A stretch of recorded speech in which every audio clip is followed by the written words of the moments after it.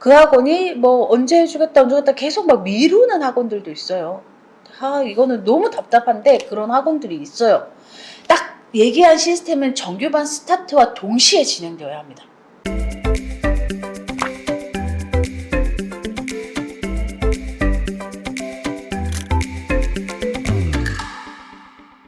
네, 구독자 여러분, 제가 지금 제 본업도 너무 바쁘고 이 유튜브 채널에 상담 신청도 너무 많이 들어옵니다. 그러나 제가 상담을 해드리겠다고 약속을 했기 때문에 최대한 많은 상담을 하기 위해 노력할 거고요.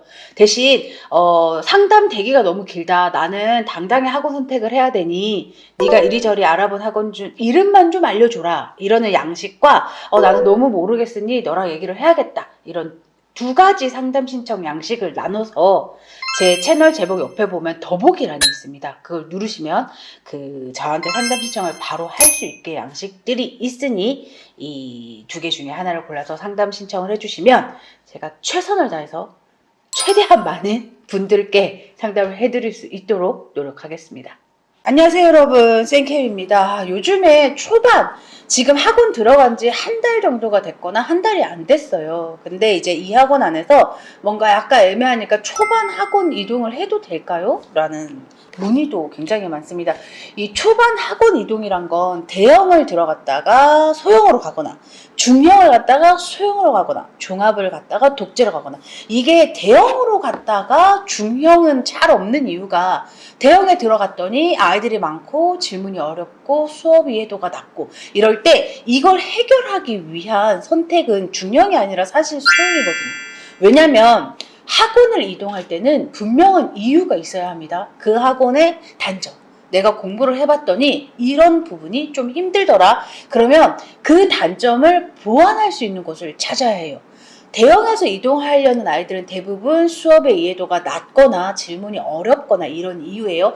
근데 이게 중형으로 이동한다고 해서 중형이 대형 대비 굉장히 질문이나 이런 것들이 원활한 게 아니거든요.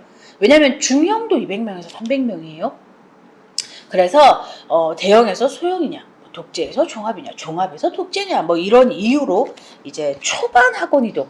여러분, 초반에 내가 딱 들어가 봤는데 내가 생각했던 것과 다르다. 그리고 뭔가의 단점이 있다 해서 이동하는 건 사실상 큰 리스크가 아닙니다. 학원 이동의 리스크는 그 학원을 적응해서 만족스러워서 잘 다녔어. 왜냐면 만족스럽지 않고 문제가 있다면 2달, 3달, 4달 이렇게 다니지 않아요, 보통 학생들이. 근데 수업도 만족스럽고 시스템도 괜찮아서 다녔어. 근데 그 중간에 뭔가의 트러블이 일어났어. 뭐 강사와의 마찰이라던가.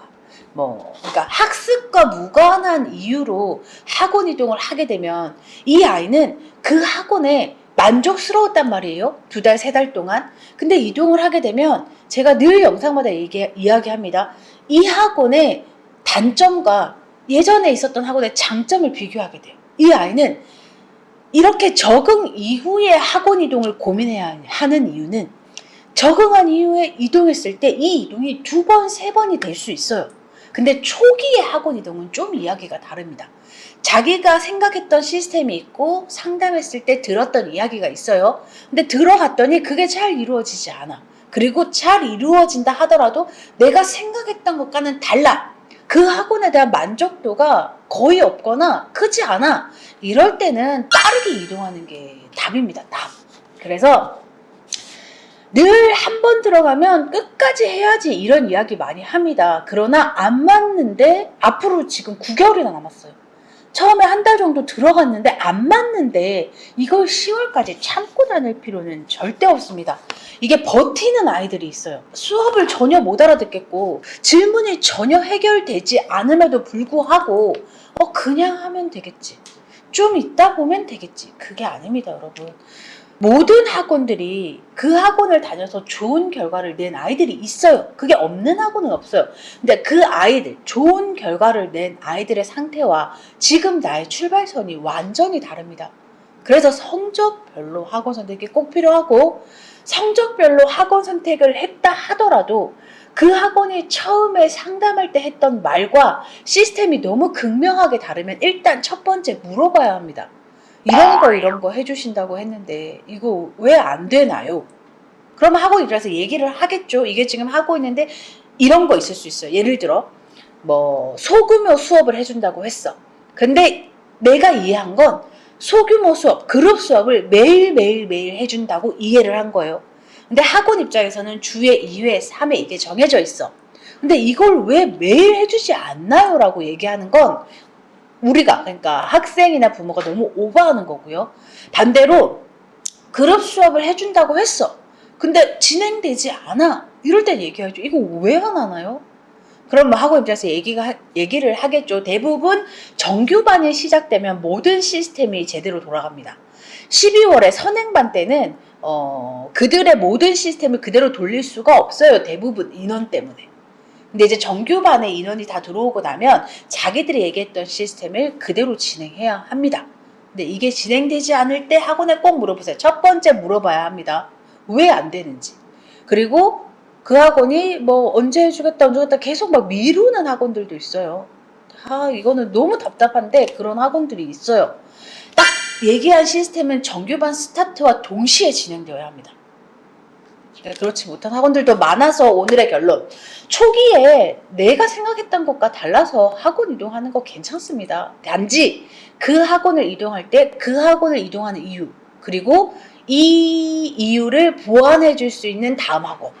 그래서 학원 선택할 때는 두세 곳 돌아보고 그 중에 비교하고 그 중에 1, 2, 3번을 정하고 1번에 들어가서 뭔가 만족스럽지 않을 때 빠르게 고민 없이 2번으로 옮기고, 이 과정이 꼭 필요합니다. 요즘 부모님들 사연이 많으세요. 원래도 부모님들이 사연이 많긴 하지만 지금은 너무 답답한 부모님들의 사연이 많으세요.